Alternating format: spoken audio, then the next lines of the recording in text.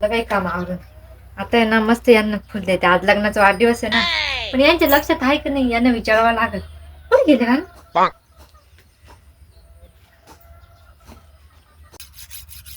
1 रुपये किती घासा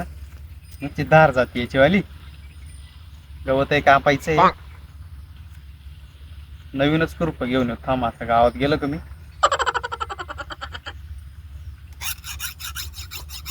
किती घासलं तरी ना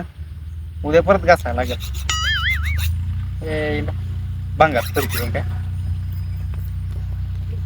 काय करते हो हे खुरपं घसू राहिलं काय माहिती म्हटलं काय करते येऊन पहा खुरपं घसू राहिलं काय ग का हं, आज काय तुम्हाला माहिती का माहिती आहे ना काय